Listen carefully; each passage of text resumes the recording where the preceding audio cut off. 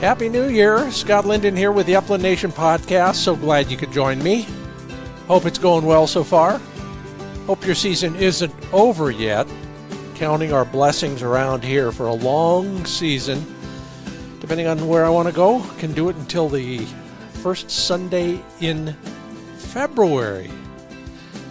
Well, lucky you if you can go beyond that down there in some of those southeastern states, for example. But in the meanwhile, maybe you can learn something about dog training from one of the masters of the art. George Hickox joins us. Haven't talked with George for a while. This guy is exactly that, a legendary trainer, field trialer, handler extraordinaire. This guy's going to talk with us about everything, including some of the bigger mistakes we make. He'll help us with steadiness and retrieving, and maybe we'll get some insights into the life of a field trial handler as well. So stick around for George Hickox. Yeah, we'll also talk about you and what you've been doing.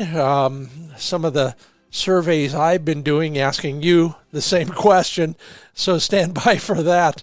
And our Fix It segment, formerly known as Handle It, we'll talk about a retrieving training tip that some of you new puppy owners might want to use. Kind of a hack, but it may help you like it's helped me. All of that is brought to you in part by Pro Plan Sport Dog Food from Purina, MidwayUSA.com, TruLock Choke Tubes, Mid-Valley Clays and Shooting School, Pointer Shotguns, and Sage and Breaker Gun Care products.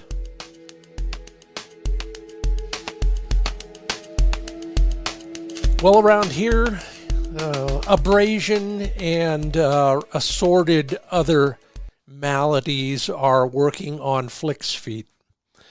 Yeah, most of our hunting is on lava rock and the stuff that it erodes into, very abrasive.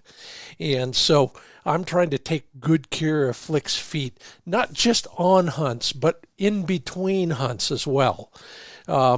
Talked a little bit about this in the past, but right around here, it's a priority right now. Moisturizer.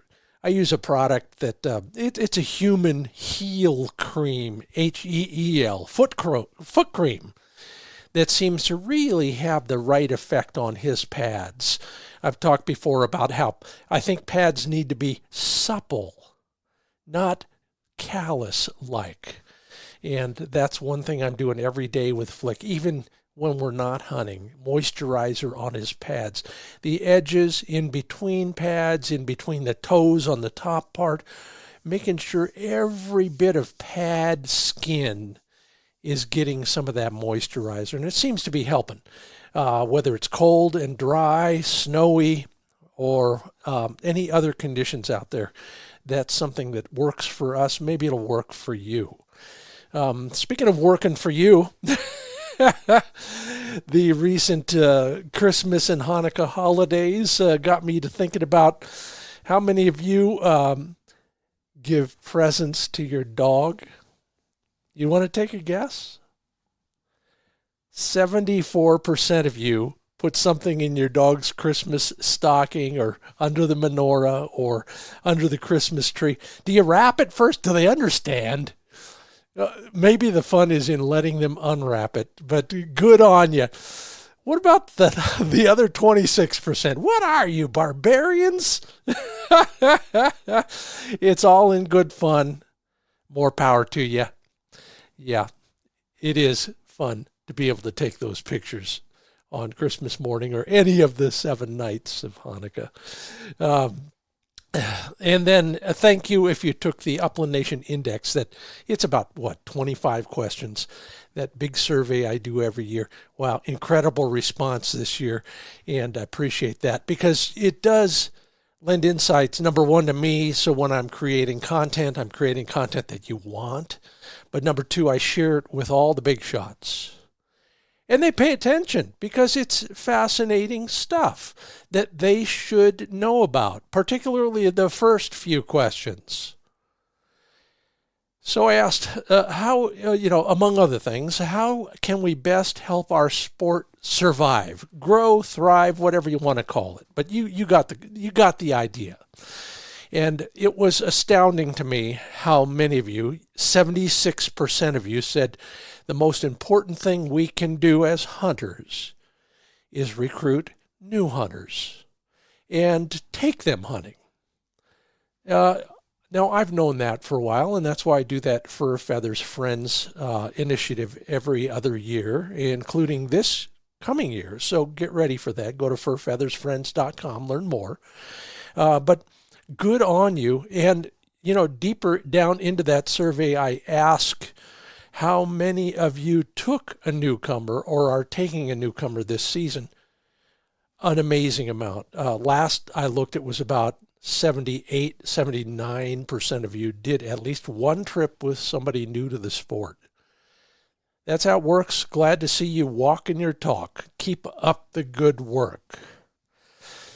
And we are brought to you in part by the best over and under shotgun for less than $500. That's a Pointer Acreus. Learn more about that one and all the other choices at pointershotguns.com.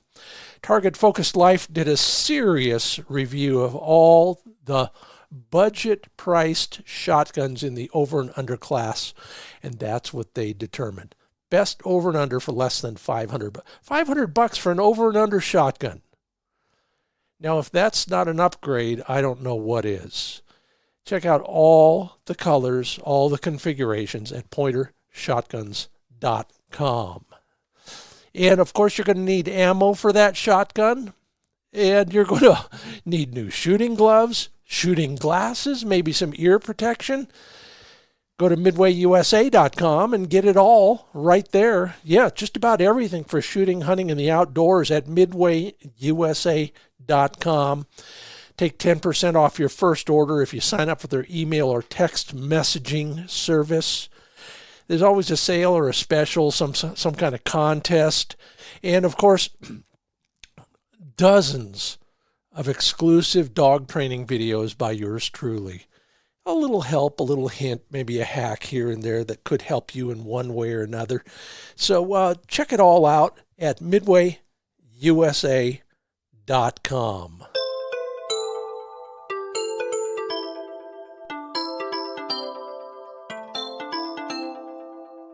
Well, if you don't recognize this name, crawl out from under your rock all the way and get acquainted with George Hickox, a legend in the dog training world for a bunch of reasons. We'll get deeper into that. This guy knows his stuff. Clinician, author, writer, made some videos. The guy is a field trialer and a handler of all sorts. George Hickox, welcome back to the Upland Nation podcast. Glad to be back with you, Scott. It's been a while, and I was talking off mic about exactly that. A lot of water over the dam since we last talked. What are you up to these days? Well, pretty much same thing. Dogs and highly qualified to clean kennels. Spending hours on a horse at field trials, doing clinics, and training dogs, for field trials and hunters. Yeah, and, I love the way you put that in priority order, of course. The one thing that everybody hopes to work their way out of in the kennel situation is cleaning the kennels, but nobody ever does, do they? No, and if you get a way to do that, please shoot me an email ASAP. Oh, I'll be bottling that and selling it at a premium price, believe me.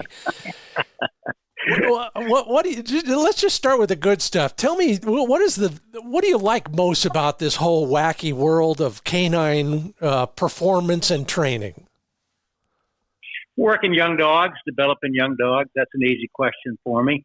I really love seeing them develop into something that's going to be world class, whether that's a bragging rights gun dog or a field trial dog. I look at field trial dogs and gun dogs pretty much the same. Field trial dog is a superior hunter that's on public exhibit, and the hunter, some of the testing that comes from a hunt, you can't even match in the field trials. So I like them both. I like the field trials. I like the hunting dogs. Yeah, it's funny is the trial world does something that back in the day when I was a professional musician, we used to joke about all the time. You can be the best player in the world in a practice room, but at some point you got to walk out onto the stage and get fried by those really bright lights in your face. That's what a trial is all about, isn't it? Well, the trial is like, I think today's dogs are better than they were, 20 years ago, 2 decades ago. Uh-huh. Today's handlers are better. So the sport has really grown as far as, talent, both canine talent and handler talent. So I like the high level of competition and seeing dogs. It doesn't matter whose dog it is.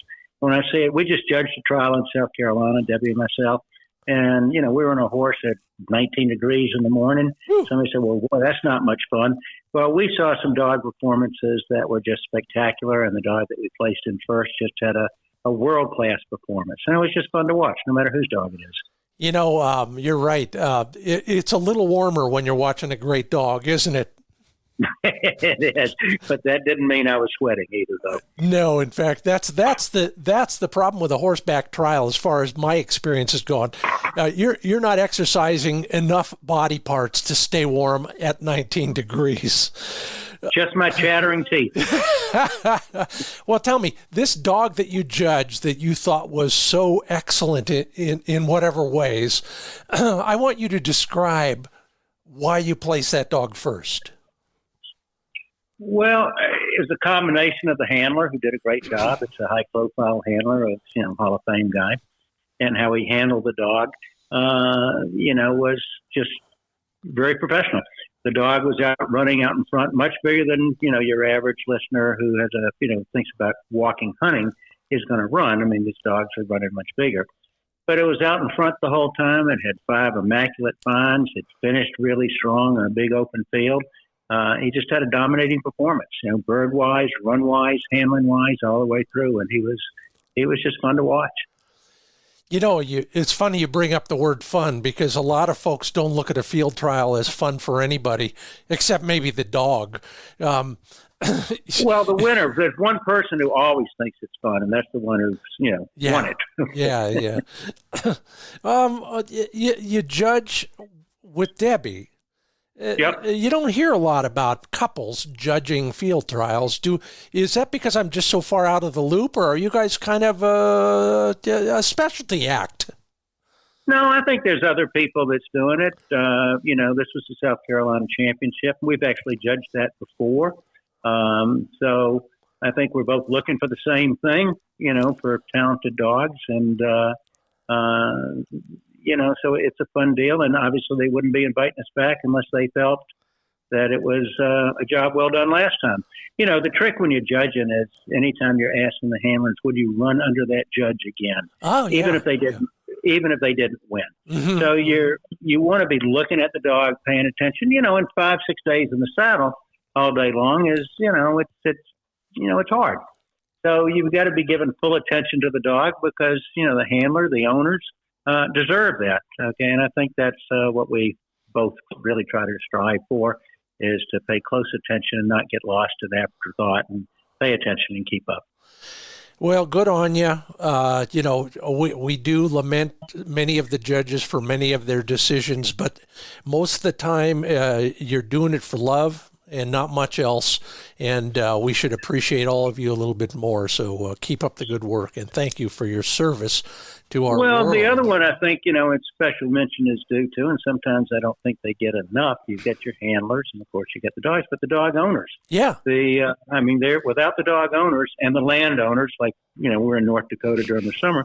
Without the landowners, there's no place to run dogs. So we need the help of the landowners, and we need the owners to support this, along with the corporations like Frame or whatever that, sponsor it and put their, the best foot forward. Yeah, it is a cast of thousands. It takes a village to raise a puppy. And yeah, I'm going to write that down. I like it.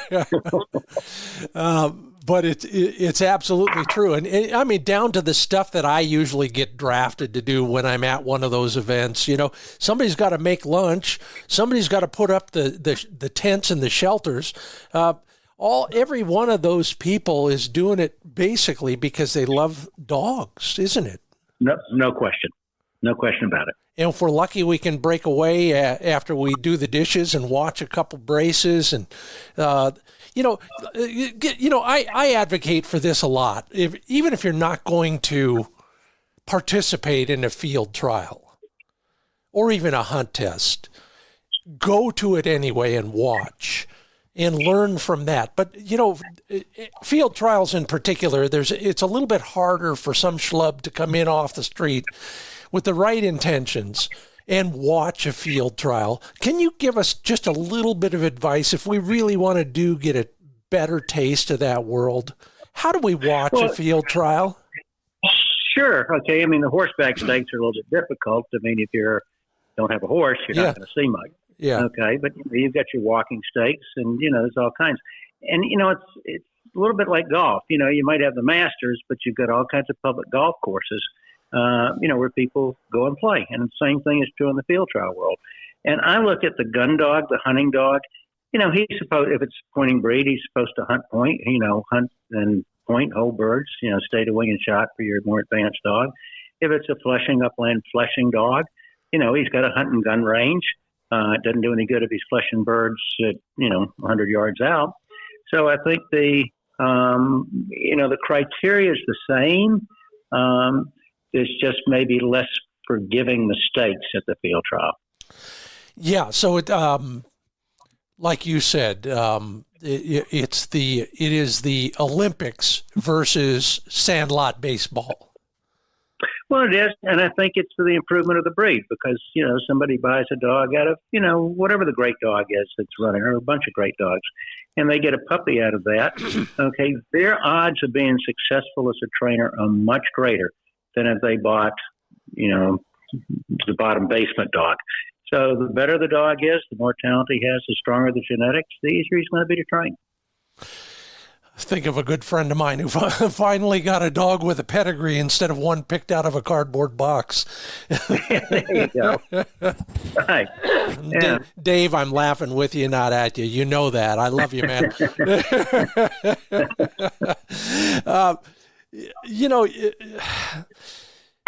You mentioned buying a puppy, and this is something top of mind for a lot of people right now. I just wrote a piece on this, and I'm always interested in better advice. I'm lucky. I get to pick from a lot of great dogs, but some people need just one little nudge, one little bit of advice. We talk about breeding and performance and all that.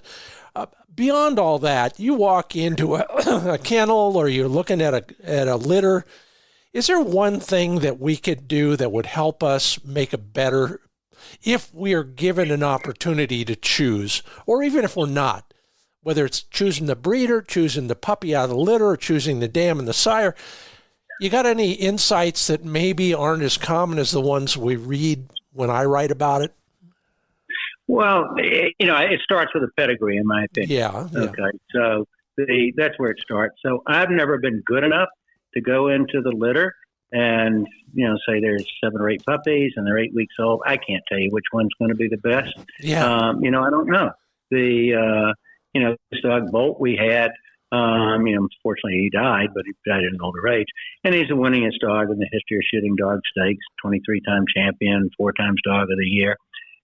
His pedigree, his father, his grandfather, they were great dogs. When he was just a pup, 8, 9 months old, he was another puppy, but when he got to be 14, 15 months old, one day he woke up and said, you know what, I'm special and I'm going to show you. And I think that's the difference. So I don't think people should be premature. Look at it, give the dog a chance, but make sure they're doing the training correctly. It's hard to fix problems. Okay. It's much easier to prevent them. Okay, than it is to fix them. So I think that the people have a better background, get a mentor, whatever. So they're doing things right from the get-go. There's a fellow by the name of Jim Van Egan. He's in labs, very accomplished. He's trained a lot of dogs that have gone on to win at the Nationals. And the name of his kennel is Right Start Kennels. Okay, if you haven't ever talked to him, it'd be worth a call there, Scott. Yeah. And the name of his kennel is Right Start. And he takes dogs, I think I'm saying this right, as young as 8 weeks of age, okay, but doesn't basically take dogs after 8 months of age. And he said, Mike Lardy, Hall of Fame, has run a lot of dogs that, were in Jim's hands earlier. And he made a comment to me one time that out of the dogs he gets at 6 months of age, 80% of them don't make it due to what the owner did or didn't do in the 2 months before he got them. Now, he didn't mean didn't make it as a gun dog or a duck dog. He meant didn't make it with that high-profile pedigree the dog had, but there were too many holes to fix to allow the dog to move on to be competitive at the national level. But even as a gun dog, and I mean that in the best sense, because most of us really want a good gun dog. We'll never sign up for a field trial. But so what is that magic window you described as the 2 months before they arrive at Jim's kennel? What are the things that we do or don't do? Well, I think you and I might talked about it years ago, a little bit in the Bible rules. One of the kiss of death to me is somebody is saying a command over and over again to the dog. Here. Okay, whoa, sit. And the reason for that is there was no demerit for the dog not doing it the first time, so they start begging the dog. Then you get a dog who's really a bird dog. He's out there. He wants to find birds. They end up pleading with him to do it, and that's just not going to work, okay? So I think starting off on the right foot, and I don't think that comes from, just the internet. I would encourage everybody, even if you're not going to have a trainer work your dog, train it for you, then you'd also have to teach you how to handle it, but go pay for the knowledge. Yeah. Okay. How to start the car, where are the brakes, it'll be big stuff. Read UC Davis's stuff on development of puppy, the various stages of the puppy development. Those are critical things, I think, for any owner, whether they're field trial, gun dog, duck dog, upland dog, that behooves them to get knowledgeable about so they're not making mistakes. The dog doesn't forget. He makes an elephant look like he's senile. So you can't say to the dog, oh, I'm sorry, I made a mistake, forget it. He doesn't forget it. So then you're trying to fix things. You just crystallized things for me with that last line, and I'm thinking of, honey, I love you, but you cannot explain things verbally to your dog. You can't reason or negotiate. It's got to be simpler than that, doesn't it, George? It does, and I think sometimes we just get way too intelligent and thinking about the dog. The dog, he learns by exposures, okay? Repetitions make the habit. So if your habit is begging him to come all the time, that's what he's learned. That's his modus operandi. That's the type of dog he is. And what happens with that is then it requires a lot more pressure at a later date to try to fix the problems that you developed, and you may not be able to fix them. Yeah. And you end up with scars. The dog's not as confident. So, we want a dog that's going to say, hey, I don't know what we're going to learn today, but learning's fun. Let's go out and have a hee-haw and teach me. Don't go out and just beat up on me all the time, yell and scream at me because I'm not doing what you wanted me to do when you haven't even taught me what you wanted me to do. That's George Hickox. I'm Scott Linden. This is the Upland Nation podcast. I'm learning. I've already got a page of notes here, George. Thank you. George, by the way, if you want to learn more about George's philosophy, get your hand on his videos, et cetera, go to georgehickox.com, HICKOX.com. George, you touched on something now that I want to confirm, and that is when our dog is enjoying being trained, how much of that is because they're succeeding most of the time, and how do we make sure they understand that they're succeeding? Well, the bird dog, the talented bird dog has a tremendous desire to quest. In the pointing breeds, he was born wanting to quest. He didn't even know why he was questing. Okay, he was just going to quest, like the rabbit dog. In the very beginning, he was going to chase rabbits. Okay, so those type of pedigrees that we're talking about is going to give us a dog that wants to go find birds. Okay, he wants to hunt. He wants to do it. If the person's going out and just beating up on him because he didn't come here or he didn't handle, well, good Lord, if you're going to school and you're getting mugged every day, you don't want to go to school anymore. You want to play hooky. Yeah. And how does the dog play hooky? He either plays hooky by quitting and not giving an effort, okay, because he's afraid he'll make a mistake and, bad things happen. Or he just says, the hell with you, I'm going to run out of the country because when I'm out here, I get to find birds and you can't yell and scream and whoop up on me.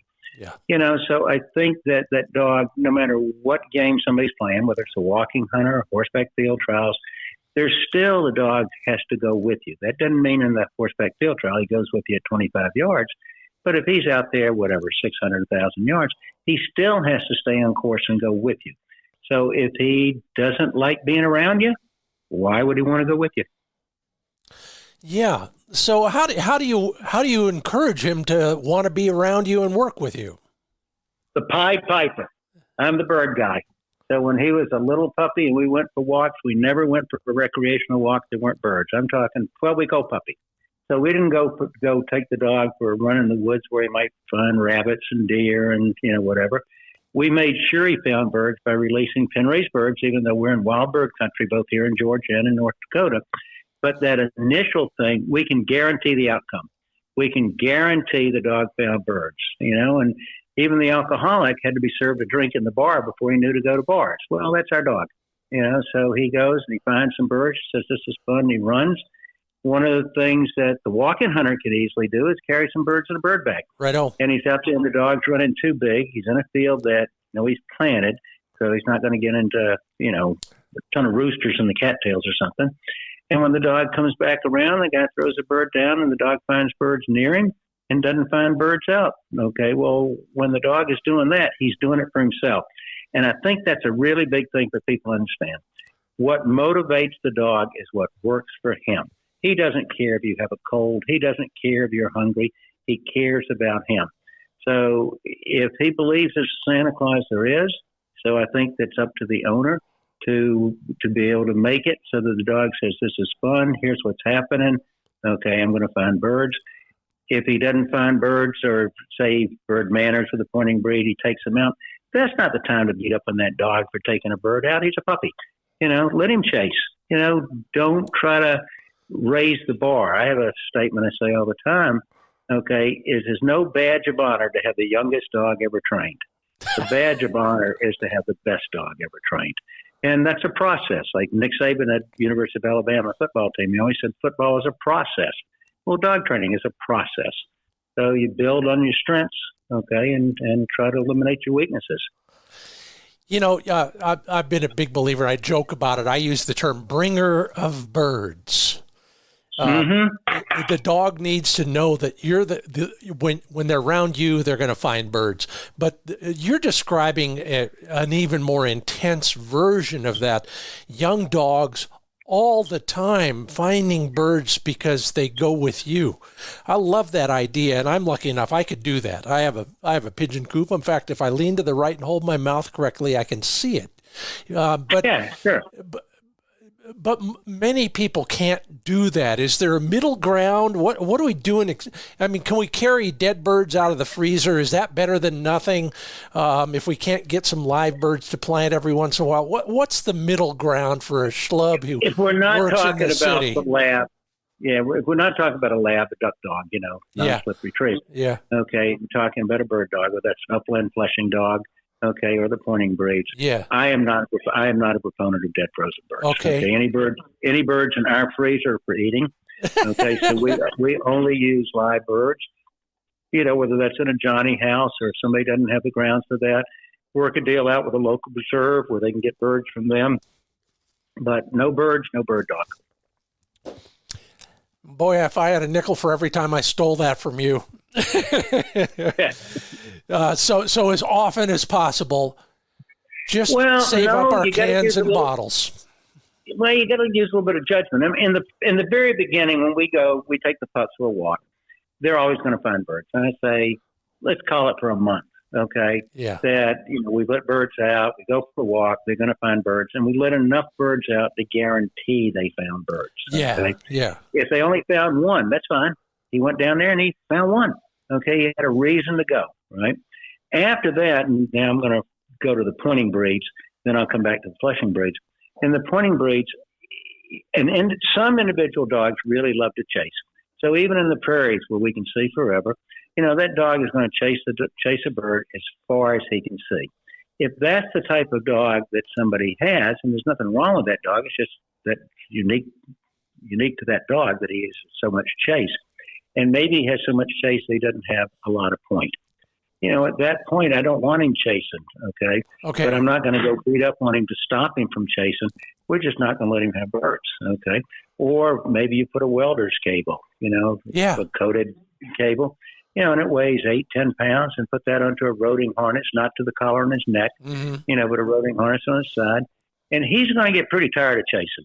And when he gets tired of chasing, you'd be amazed at how much point you start seeing, right? So, that's one way to find it. If it's a flushing breed, whether that's a Springer, a Cocker, a Lab, then, you can use your lock-wing birds, slip-wing birds. We don't use that with our young pointing breeds because they're going to catch them. Yeah. And everyone he catches, it makes it that much harder to get him point. Yeah. Yeah. And the other tip I'd give there, too, is like retrieving. A lot of times we get a call, particularly before the season starts. Somebody calls. Season's coming in 2 weeks. I want to get a dog, right? Okay. Does he retrieve? If it's a pointing breed, the question should be, does he point? Okay. Every retrieve that young dog, untrained, gets during the development is going to make holding point that much tougher. He's getting $1 million reward for leaving. Right? Well, if he's getting $1 million paycheck for leaving, what's he going to do? He's going to want to leave, and then you're going to try to get him to stand there. That's tougher. So we don't do any retrieving with our pointing breeds until after the dog is holding point and stayed a winning shot. Wow. Yeah. So what is the reward then when a dog holds point and doesn't chase? First off, how do we stop him from chasing at that point? And second, what is the payoff for him? You used to payoff use, Go ahead. I'm sorry. Well, you used the term paycheck. Yeah. Yeah. He gets to see a bird. See it. He gets to see one. Just simply seeing it. Just questing. The pointing dog wants to point. Hopefully wants to point. Okay. We've got a genetic instinct to point. Okay. And he likes seeing a bird. Yeah. So if you walked out in front when he's holding point and you throw a bird, okay, and you got him on a check cord, and you run with him. You don't stop him and hammer him for doing it. You run with him for 20 yards. Bring him back to the scent bird, which is not the one we flush.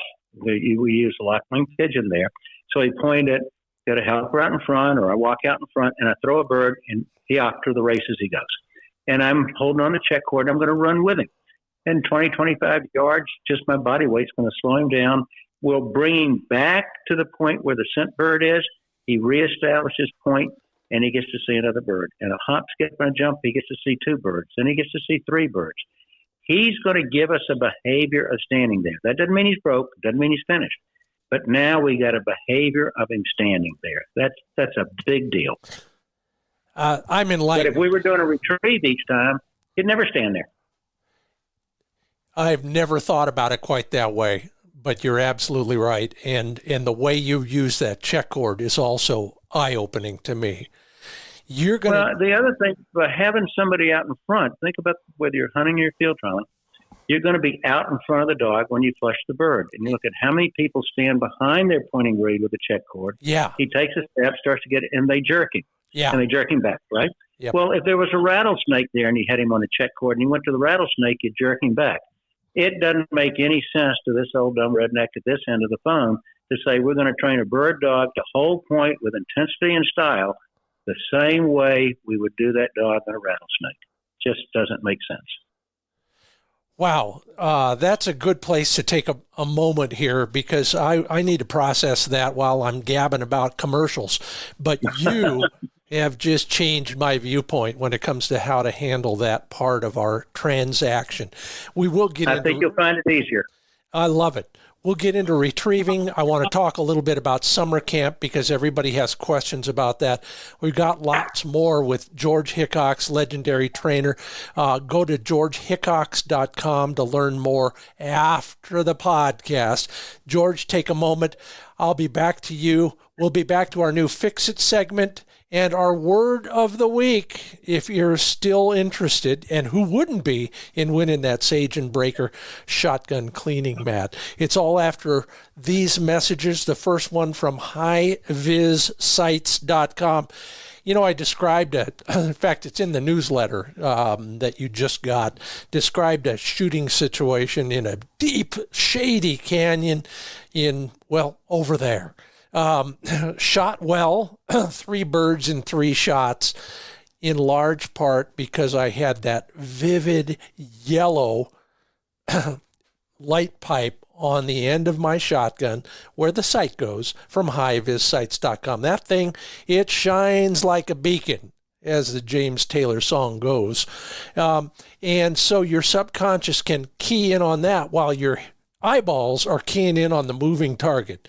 Yeah, these were hard crossing little valley quail, but I shot 3 in a row, knock wood. It didn't happen the next day, but it was because those light pipes are so bright and they attract your subconscious's attention.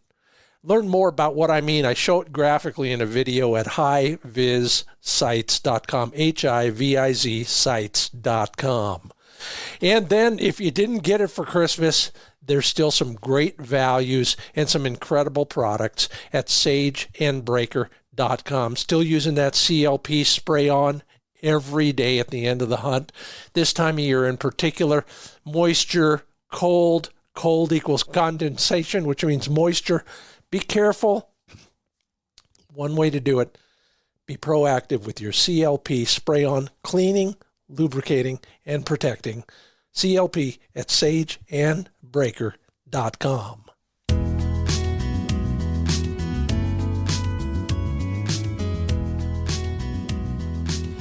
And welcome back to the Upland Nation podcast. Scott Linden here on the other end of the line, somewhere in Georgia, recovering from judging yet another trial. George Hickox, legendary trainer.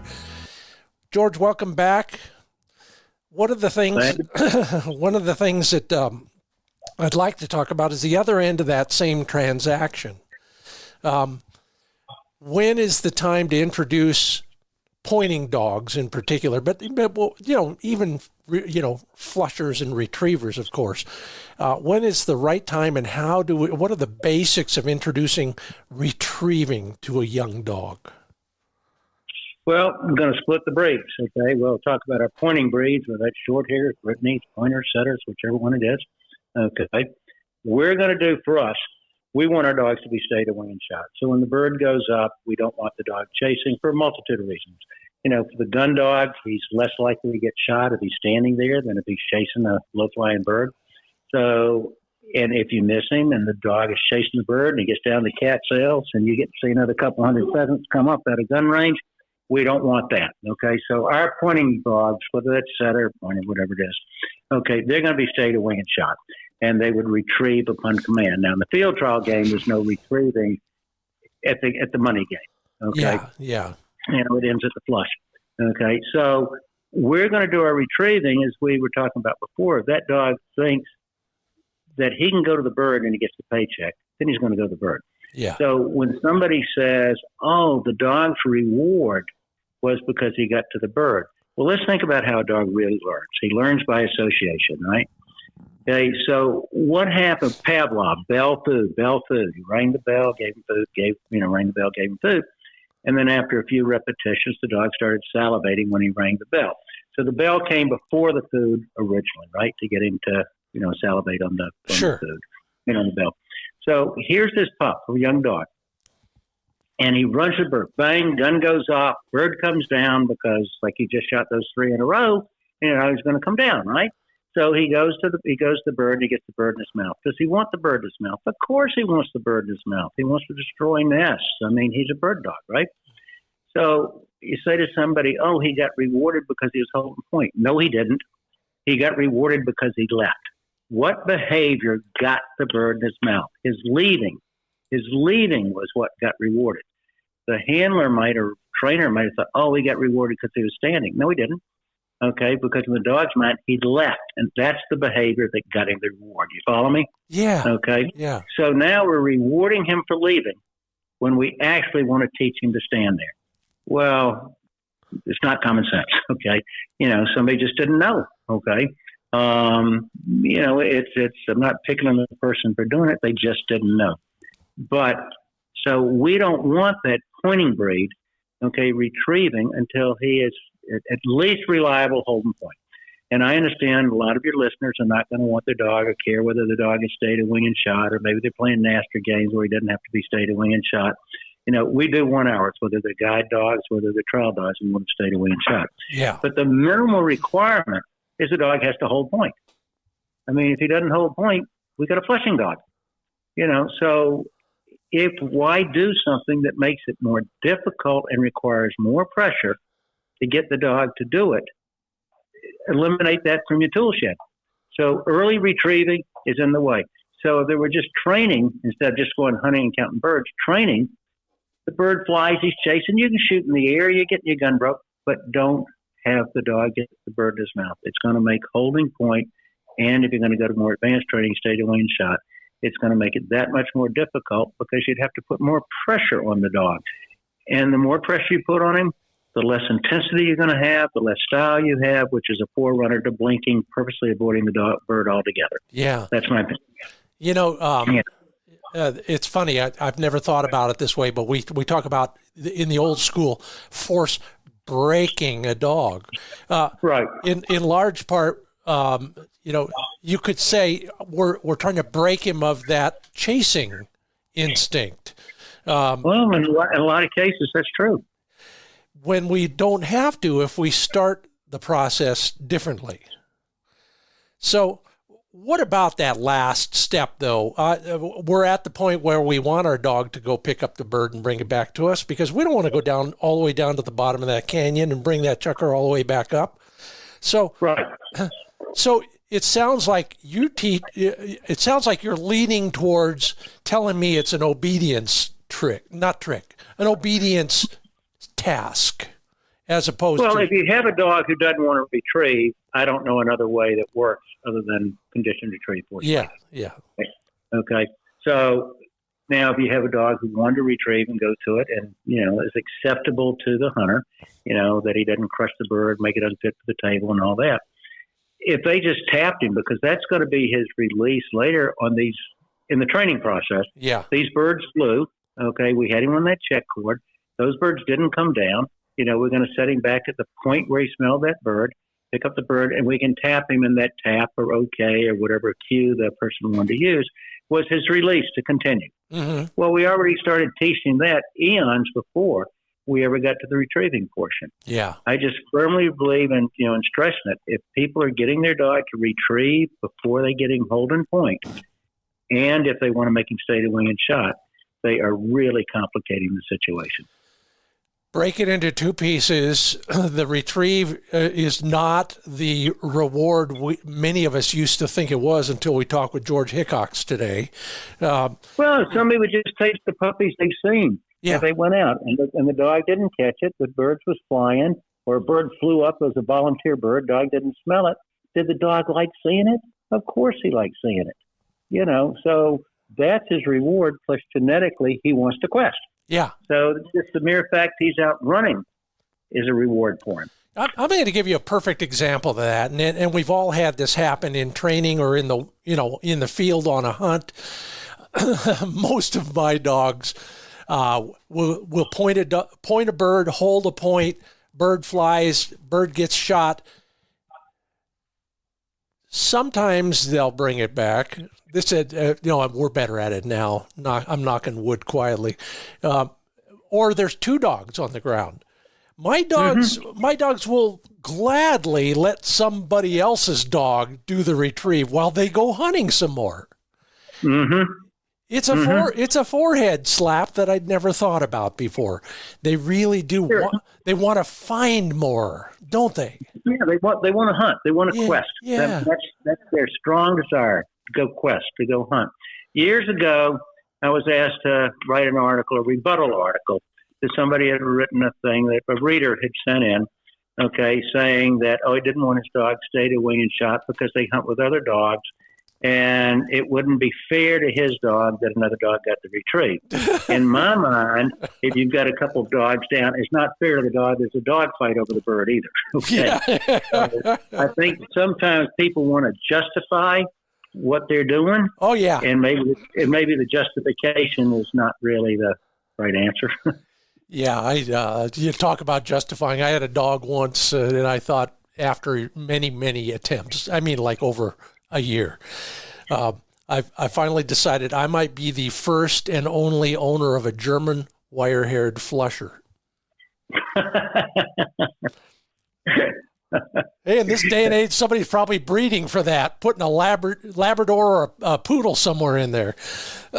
Well, that's a breed that forced retrieving is probably going to be recommended quite frequently because the dog may have a hard mouth. Oh yeah. Okay. Yeah. He's a predator. He's predaceous.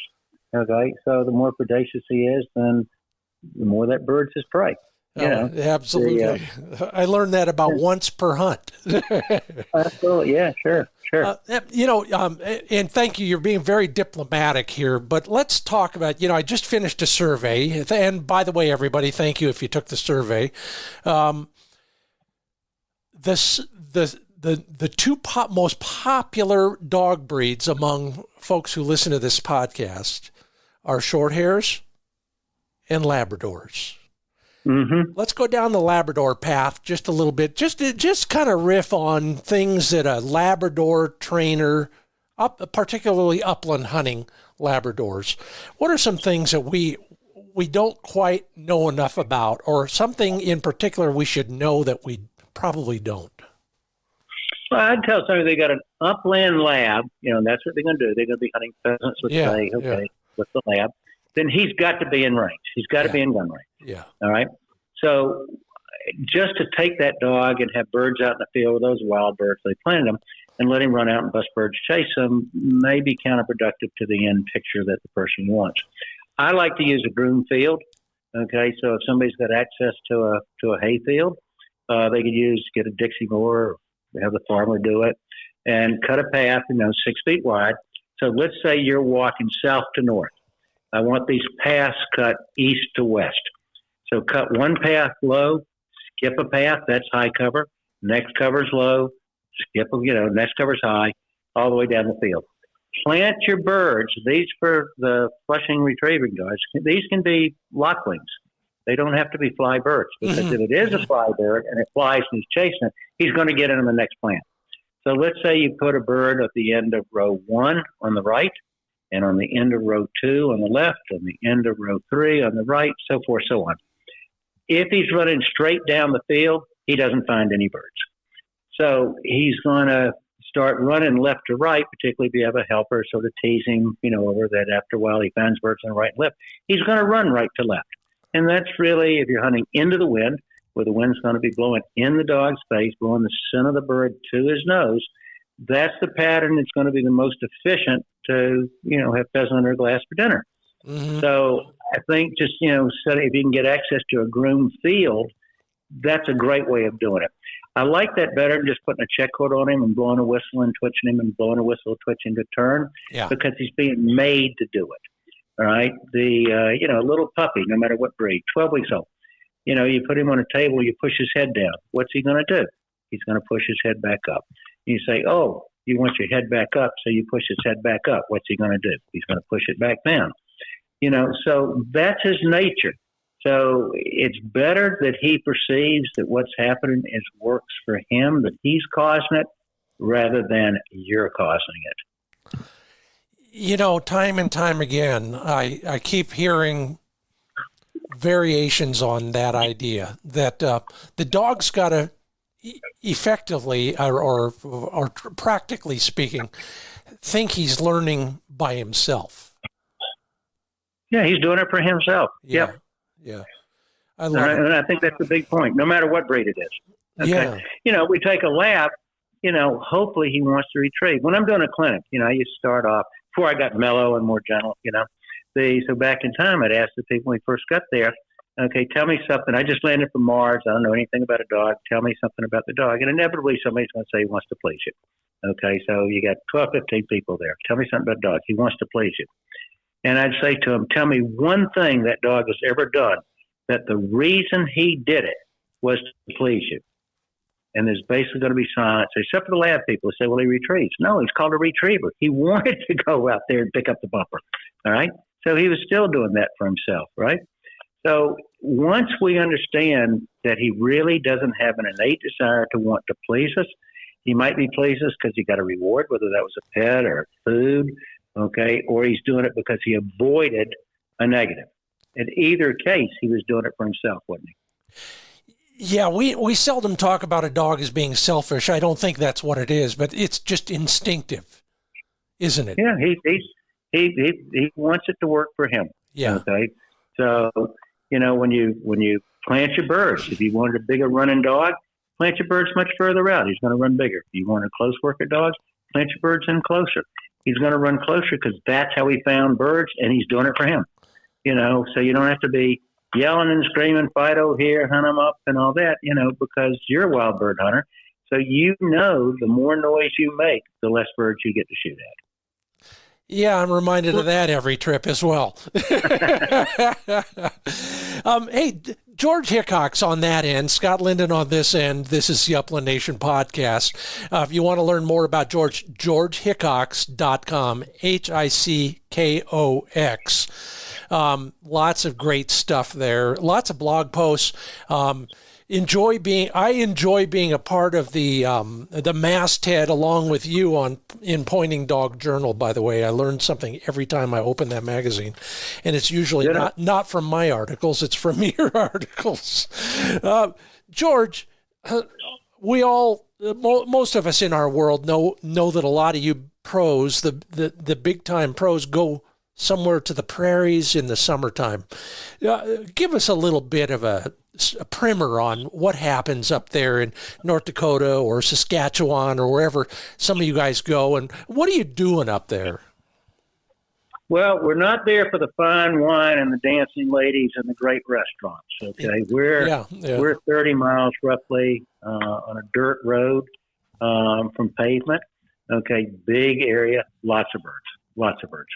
Okay, so we're there for bird introduction, whether that was a little older dog, 1.5 to 2 years of age, getting his bird manners finished, whether that was a young dog developing his quest, his drive on birds. We're there to work. So our days start early. We've got horses saddled up. Even for our walking dogs, client walking dogs, we're still going to start them off horseback, and then we go to walking. So horses are saddled in the trailer before it's light.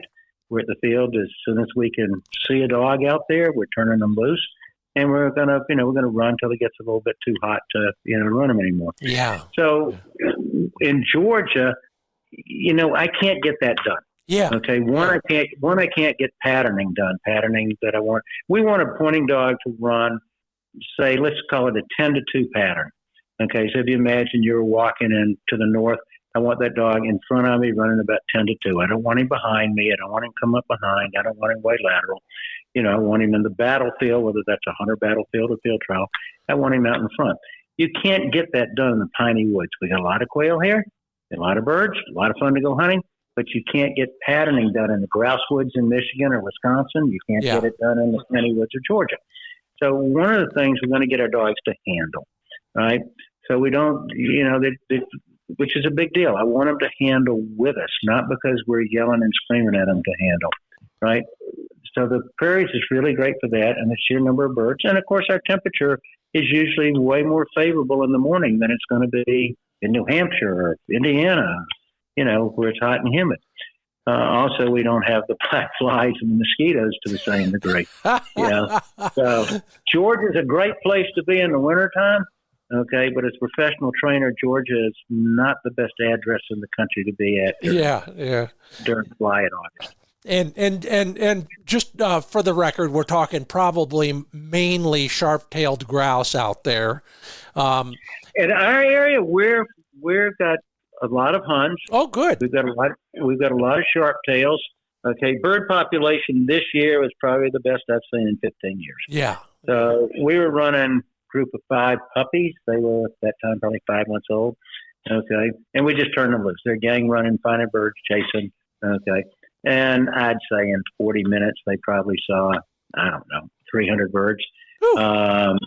You just can't get that done in most parts of the country.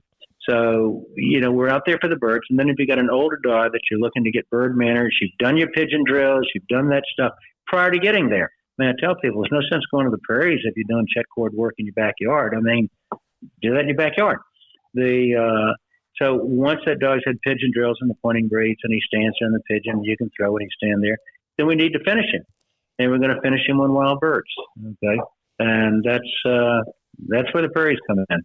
Another thing I think with the prairies, today might have been a little too hot, or maybe it was cloudy, or it was raining. You just get up and you go every morning. Wow. And there's just going to be that magical moment that dog got the bird it needed for it to all make sense to that dog. And the prairies give integrity to a dog. And that's the biggest thing. I mean, it gives him style, it gives him drives, doesn't make him a rebel. He's going with you. He can see it.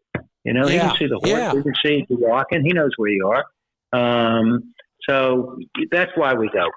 So when you look at in the field trial world, in the all age or shooting dog arena, the bigger money games, I don't know what the figure is, but I would bet it's pretty close to 90%, certainly 80% of the dogs that have become the Dog of the Year national champion in the last 20 years.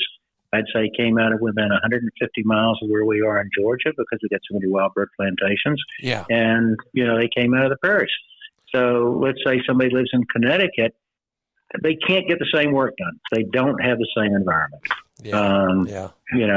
And that's true with most places, unfortunately, in this country. Habitat's been lost and, it's harder and harder to find grounds for somebody to train on. So that's why we go to the prairies. And for people, they've got a young dog. Maybe they don't have access to a lease out there. I mean, we've got literally thousands and thousands of acres under lease. Access to 30,000 acres, I guess. Wow. So they don't have access to that. Public lands, you're not going to be able to go on your BLM lands at that time of year to get it. Send the dog off with a pro, okay, a reputable pro. I mean, everybody hangs up a shingle isn't necessarily, going to do justice to the gun dog. But that month, 6 weeks, even if it's not 2 or 3 months, that month, 6 weeks, just does so much for the development of that dog that you can't get done in Maryland. And, I lived in Pennsylvania. We had grouse in Pennsylvania, but you can't get done in Pennsylvania what we can get done in the prairies. Yeah. You talked about something there that is near and dear to my heart, besides North Dakota, which I love, and that is getting that pattern squared away. In a particular peeve of mine, I hope my dog is listening. He gives me a 5-star review every time because I don't feed him if he doesn't. A dog that tends to want to get behind us too often. Just wave the magic wand, send me the mojo, whatever it is, George Hickox, pro trainer. What do I do to get that dog to quit doing that? When he was a young dog, all the birds he found were in front of him. So even if we take a walk from our kennel down to the release bird area, which is probably, 300 yards, after he's made that walk 2 times, 3 times, you let him out of the kennel, where's he going? Okay, I'm talking 3-4 month old dog. He's running to that bird field, which is out in front. Okay, so they were always in front. There's no birds behind them. Okay, now when we're out in the prairies, if a dog started looping back, we're going to keep going. We're not calling him. We're not saying here Fido, here Fido. We're going, and he's going to learn pretty quick. That the fun happens out in front. All right. With a bird field, if somebody's using release birds, they plant their birds out in the front. Now, we are going to use an e-collar. We use an e-collar, and it's a big part of our program. The thing I'd say to anybody using an e-collar, it's not a quick fix, okay, and it's not, you don't amortize it because you bought it, the more you use it, the better it works, okay? But dogs work on their behavior. You know something about clickers. So you know the portion that of the dog went in the kennel and you clicked him and you treated him. Pretty soon he's running in the kennel to make you pay him, right? Yeah. You didn't have to, use compulsion to get him in, whatever. Okay, so we're going to be real big on the behavior gets you good, the behavior gets you bad. So now the dog is out running. He's been properly introduced to the e-collar. Okay, knew how to turn it off at kennel and while we're here, whatever. Okay, and now he's out running and he starts to go lateral. He starts going behind. We're not stopping and calling him. Because if you do that, he's only going to end up later coming because you called him. Yeah. We don't ever want to go in there in the first place. Yeah. Right? So as he starts drifting back, which is why even the walking dog, we're running off horseback, we're continuing to move. We're still going forward. Right? And low-level stimulation is going to come on. If he already had learned here, as soon as he felt the low-level stimulation I can't feel. I train males for special forces, I think, Yeah. And they can feel a 1. I don't feel it till it's an 8 or a 9. So, that low level comes on, it's an irritant. What caused the irritant? When you started running behind. When you in front, there were birds. Well, pretty soon, guess what? He doesn't run behind and he stays in front because he's getting rewarded when he stayed in front, and it's avoidance training when he went behind. It must work. This is a guy who trains dogs to jump out of perfectly functional airplanes. Now, if he can do that, he can get your dog to work to the front. George. Yeah, I mean, if the dog thinks his bird's out front, that's where he's going. Yeah, and we need to be careful that he never learns the opposite. I think that's the real lesson for this guy here. It makes it easier because if he learned the opposite and he went behind and he found a bird behind him, he got that $1 million paycheck for the behavior of going behind. Yeah, and that's exactly right. I can't turn you loose without asking you the fundamental question. We are a bunch of gear geeks who carry too much stuff, but we need to carry the right stuff, whether it's in the field or in a training situation. Do you have a piece of training gear that we may not have thought of that you use a lot? Well, I use a GPS collar for pointing dogs. Okay? Yeah. I'm not really afraid of losing my dogs. I might misplace them occasionally. But I'm not afraid of losing them because they're really not trying to leave me. Birds might have brought them out there. But what the GPS collar does, it tells me if he's looping back. Okay, I can't see him. Is he going behind me? If he's going behind me and it's not beeping telling me he's on point, I know which way he's going on the screen, and I can use that low level stimulation sight unseen. Yeah. If I don't have that, I can't do it because what if he was pointing a bird? I'm not going to stimulate him then. So I think GPS collar for your pointing breeds are worth their weight in gold. I am absolutely a big believer in the e-collar, but done properly. I heard once the number one collar selling day in the country was the day before the pheasant opener in Mitchell, South Dakota. That's the wrong day to buy your collar. Okay? I can testify to that. I used to stand in the front with a table and a dog on it at the biggest retailer in Mitchell and watch those boxes go out the door. Yep. Yeah. So how? I mean, so you're describing a worst case scenario. Just for our edification, what happens on that opening day with all those brand new collars? They don't work for what the guy wanted it for. Yeah. The dog is out. He's out running. Okay, hadn't been conditioned, hadn't learned how to turn it off, and he's running too big, let's say, or he's chasing a bird. So the guy lights him up. How would the dog know why that happened? Yeah. And if he's getting stung by a bunch of yellow jackets, what's he going to do? He's either going to freeze and go, holy dog bite that, man, what's happening here? Or he's going to run in some direction for 10 seconds, and that collar's going to turn off. in what he just learned. If I feel that stimulation, I run in some direction for 10 seconds and it goes off. That isn't what the person should have been trying to teach him. Yeah. So we're using it all wrong if we haven't used it. Give me one hint about using it right. I tell you to buy our DVD. Okay, I will. But GeorgeHickox.com. Well, I'll have my office send you one. How's that? Yeah. With the e-collar, I think probably the majority of your listeners think of, they give the command. Let's just take here. Give the command here, dog doesn't come here, and then they stimulate him, right? Yeah. We don't start off that way. What we would have done, we initially did clicker at a kennel. So the dog was running in the kennel with no compulsion and no command. Just ran in the kennel to make me pay him a hot dog, right? Yeah. Okay. Once he was doing that, okay, then I go to the command, okay, and as he was going in, I pair the command with the behavior. Because if I just said kennel, he doesn't have a clue what that means. But if he was running into the kennel to make me pay him, give him a hot dog, whatever, as he's running in, I say kennel. And a hop, skip, and a jump, I say kennel, and he runs in the kennel to get paid, right?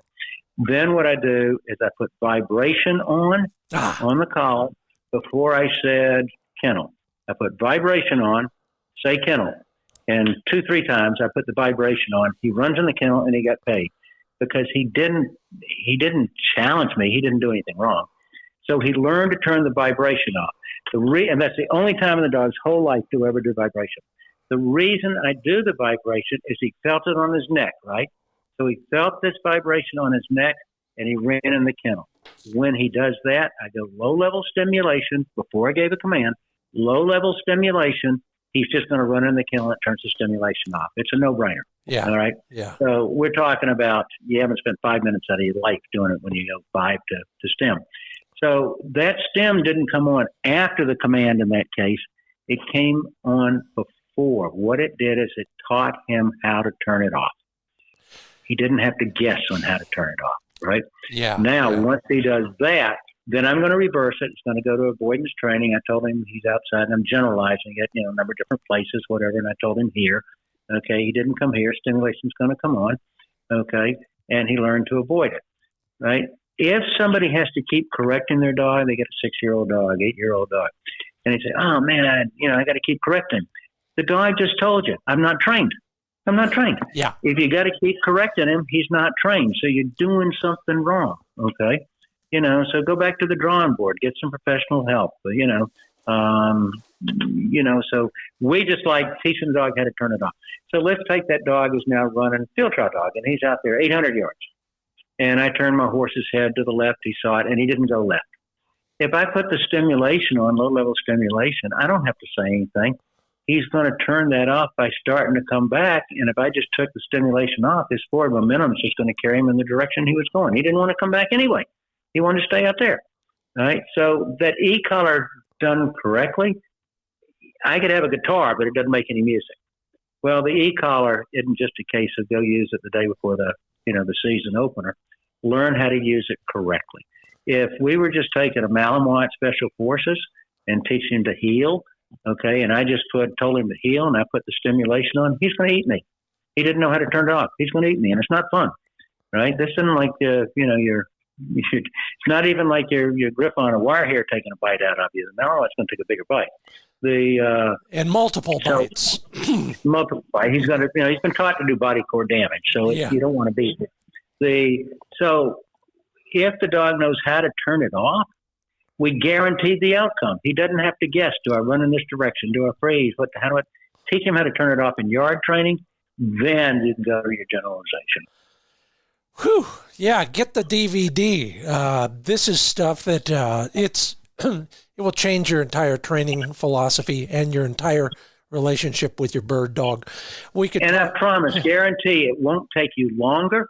Yeah. It takes you less time to do it right than it is to do it wrong. Well, we're back. We've come full circle. It's absolutely true. Why should you have to untrain bad behavior? George Hickox is the master at this stuff. Go to the website, order the DVDs, read his column in Pointing Dog Journal, then read my articles too, please. We'll do this again. George, every time I talk with you, I learn way more than I deserve to. It's always fun talking with you. I'm glad all is well with you.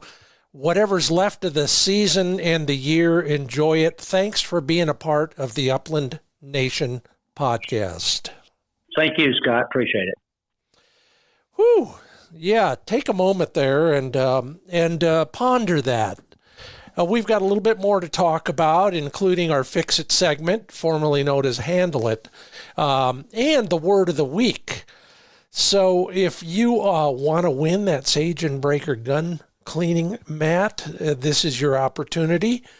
And if you want to learn more about one aspect that I keep coming back to in terms of how to shoot a little bit better, it's all right after this word from TrueLockChokes.com. I can't even imagine how many fewer birds, is that right? How few birds I would have hit in the last couple seasons if I didn't have good chokes in there. You ever pattern your gun? If you're using factory chokes, there's a good chance your shotgun pattern has holes in it that are bigger than birds.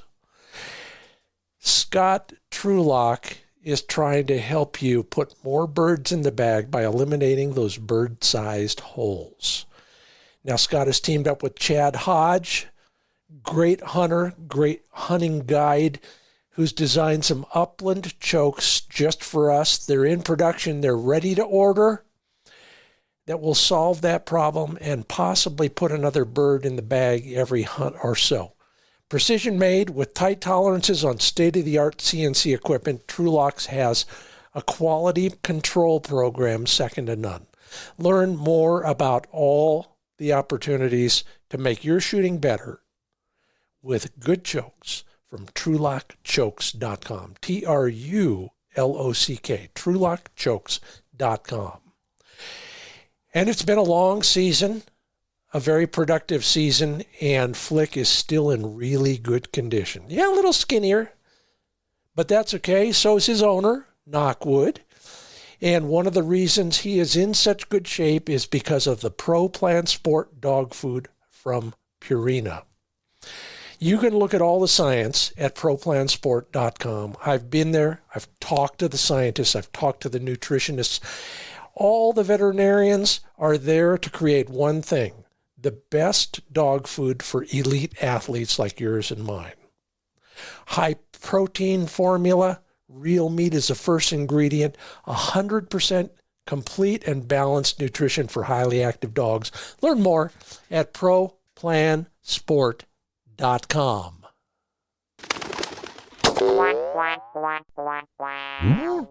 Well, let's fix it. Or at least let me share with you something I learned that might be of value to you, and it was reinforced again after a very frustrating day in the field. Lots of fines, not much shooting, well, plenty of shooting, not many dead birds. So Flick was getting a little bit, lazy with his retrieves. When he finally would bring a bird back, he would pause a few feet away, and then he would come the rest of the way when I reminded him to. But then he would put the bird down. Luckily, by then they were dead. We won't go into why. But the problem is, when they're not fully dead, they could run off. So we want our dog to hold that bird the whole time until we are asking for it. I learned this with Flick as a puppy, and it might come in handy for you if you're working on a puppy, because by default, by habit, I've started doing it again in the field with him now at 7 years old. You put the dog on the table, he brings back the bird or the bumper, and I want him to hold that bumper until he's commanded to release it. Well, I trained with food treats, so I'd have a food treat in my hand, and ideally it was, number one, to help him open his mouth, trade me the bumper or the bird for the treat. Worked great. Then it was kind of the educational lever, if you will. I would take that treat and I would not give it to him when he first brought the bird. I would hold it up in the air. That did two things. First off, he didn't get it yet, so he held on to the bird. Second, by holding it up high, he looks up at it, and his whole musculature and his whole posture kind of encourages holding the bird instead of dropping it. He's looking up. Get the idea. There's even some gravity involved there. All right, I'm still doing that once in a while. I don't carry treats quite as much, but even in the field, I tried it on the last bird we shot on the last hunt. Just put my hand back in the air, and he brought that bird up and held it and looked at my hand, not even thinking about leaning down and dropping it on the ground at my feet. Then I came down, put that hand underneath, gave him the release command, and it worked. So if you're training a puppy, think about it. If you got a dog that maybe was trained in various ways with food treats or some other signal, and this was all very subtle and kind of a body English thing that I'd never thought about training for, it works. Use it in the field if you're not getting the cooperation you need. Yeah, that's the Fix It segment. Hope it benefits somebody out there. Thanks for your attention. Now it's time for the Fur Feathers Friends Word of the Week. Yeah, we're launching now. Learn more about what I mean. It's all about taking a newcomer or an old friend hunting again, getting some great photos of your friends, your spouses, your kids when you're taking them. Keep up the good work. And in exchange for that good work, I'll give you a crack at a monthly prize. This month, we'll be awarding a Sage and Breaker shotgun cleaning mat, $255 value. I'll be announcing that next week. Enter now at furfeathersfriends.com. Yeah, we're building up to a pointer 4-pack of shotguns, your choice, over and under or side by side. But right now, here's the word of the week for that Sage and Breaker cleaning mat. 12 gauge. Yeah, go to furfeathersfriends.com, scroll down, the entry form is right there. Don't forget to add the word of the week, 12 gauge. Good luck. The Handle It segment this week brought to you by Mid-Valley Clays and Shooting School. Great blog posts by Vandy in recent months. You will learn something about fit and shooting. I learn something every time I talk with her. See you in Las Vegas real soon, Vandy. Thank you for your help. If you need shooting help, give them a call. Go to midvalleyclays.com. Learn about all their instructors and their hunting backgrounds, which I think is critical. And book a lesson if you're in Western Oregon or you're passing through. If you're not, maybe you're shopping for a new shotgun. Well, Dave Fiedler is a hunter and a champion clay target shooter. He can lead you through the process by asking the right questions. Let him be your consultant when it comes to shotgun buying, especially with those sub-gauges. They've always got them in stock. MidValleyClays.com is where you get more information. MidValleyClays.com. Well, thanks, George Hickox. Every time, if I get up to the prairies some summer, I may learn so much my head will explode. I hope everybody else learned something as well. If you want to learn more about George, go to georgehickox.com. Thank you if you left a rating or a review at Apple Podcasts. And thank you to our sponsors, Sage and Breaker, Purina Pro Plan Sport, Mid-Valley Clays and Shooting School, True Lock Choke Tubes, MidwayUSA.com, Pointer Shotguns, and High Viz Shooting Systems. A new blog post up at finebirdhuntingspots.com talking about something I learned on a recent valley quail hunt. There's usually something new every week over there. Hope you'll join me there. Hope you'll rejoin me here next week. I'm Scott Linden. Thanks for listening to the Upland Nation Podcast.